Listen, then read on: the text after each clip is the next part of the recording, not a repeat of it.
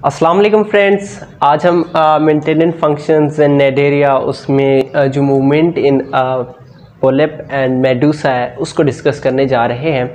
ठीक है, तो देखो पोलिप की बात करें या मेडूसा की बात करें तो जब भी मतलब पोलिप है वो अपने माउथ को मतलब क्लोज़ करता है। अब क्लोज़ करने की वजह यह है कि जो वाटर उसके माउथ में है ना, तो वो कहीं बाहर ना चला जाए, बाहर ना चला जाए, इस वजह से क्या करते हैं कि वो अपने माउथ को क्लोज़ करते हैं। ठीक है, और polyp closes mouth and contract longitudinal epitheliomuscular cells on one side. देखो इसमें यह है कि पोलिप अपने माउथ को क्लोज़ करता है और उसके अलावा जो लॉन्गिट्यूडनल मसल्स होती हैं एपिथेलियोमस्कुलर सेल्स, उनको वो क्या करते हैं कि वन साइड पे मूवमेंट शो करते हैं।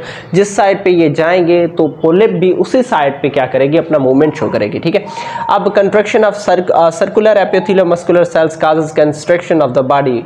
अब जो सर्कुलर एपिथेलियोमस्कुलर सेल्स हैं उनकी वजह से क्या हो रही है, बॉडी की कंस्ट्रक्शन हो रही है। ठीक है, जब माउथ क्लोज होता है, माउथ क्लोज है, जो वाटर है वो कंप्रेस होगा तो जो पोलिप है वो क्या करेगी, फॉरवर्ड मूव करेगी, इलोंगेट होगी। ठीक है, अब उसके अलावा मूवमेंट कौन से प्रोसीजर, कौन से मेथड हैं जिनके ज़रिए से होती है, मतलब various locomotion forms of locomotion in the case of polyps पाई जाती हैं।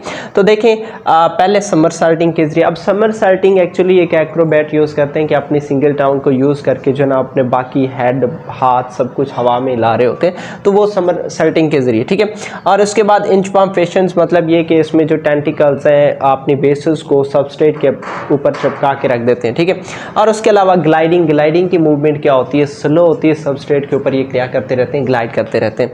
अब उसके बाद मेडूसा स्विमिंग और फ्लोटिंग के ज़रिए। अब जो हॉरिजॉन्टल मूवमेंट है वो वाटर करंट और वाइंड की वजह से होती है, और जो वर्टिकल है वो किसकी वजह से होती है, स्विमिंग की वजह से होती है। अब इसमें जो contraction of circular and radial epithelial muscular cells होती हैं, मतलब जो रेडियल और सर्कुलर एपिथेलियल मस्कुलर सेल्स होती हैं उनकी वजह से, मतलब उनकी जो बिल होती है उसकी क्या होती है कि पल्सेशन होती है। अब पल्स जो क्रिएट होते हैं इससे वाटर की मूवमेंट क्रिएट होती है, मतलब उसी वाटर, वो जो वाटर है वो उनके बॉडी के नीचे से ऐसे मूवमेंट मतलब कर रहा होता है, बॉडी के बिल के नीचे से। ठीक है, वाटर मूवमेंट क्रिएट कर रहा होता है। ठीक है, मतलब वाटर मूवमेंट क्रिएट होती है तो ऑर्गेनिज्म क्या होता है, आगे फॉरवर्ड मूव करता है।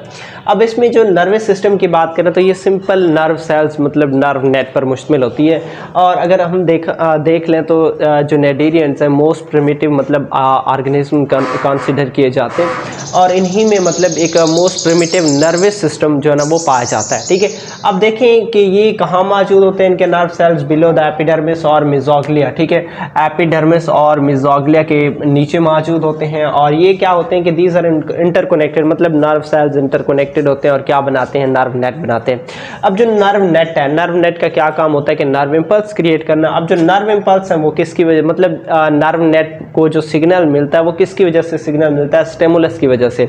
रिसेप्टर होते हैं, रिसेप्टर क्या करते हैं, स्टिमुलस जनरेट करते हैं, वही स्टिमुलस फिर नर्व नेट वसूल करते हैं, और नर्व नेट क्या करते हैं कि फिर नर्व इंपल्सेस जनरेट करते हैं और वो जाके रिस्पॉन्स शो करते हैं। ठीक है, अब नर्व इंपल्सेस की एक्सटेंट वो किस पे डिपेंड करती है, उसकी स्ट्रेंथ पे, कि स्टिमुलस कितना पावरफुल है, स्टिमुलस की स्ट्रेंथ कितनी है, तो उस हवाले से जो नर्व इंपल्स की एक्सटेंट होगी। ठीक है, अब उसके अलावा सेंसरी स्ट्रक्चर्स, मतलब receptors whole the body, throughout the body मौजूद होते हैं। ठीक है, अब उनमें लार्ज सरफेस एरिया होता है, सरफेस एरिया टू वॉल्यूम। देखो अब ऑर्गेनिज्म है, ठीक है, मैं यहाँ ऐसे ही लिख लेता हूँ। ठीक है, अब ज़्यादा उसका क्या होता है, सरफेस एरिया होता है, सरफेस एरिया ज़्यादा होगा। ठीक है, या फिर आप मेडूसा की कुछ इस तरह से बात कर ले तो इनका सरफेस एरिया कुछ ऐसे क्या होता है, ज़्यादा होता है। ठीक है, अब सरफेस एरिया वॉल्यूम मतलब ये काफ़ी इनका हाई रेशो होता है।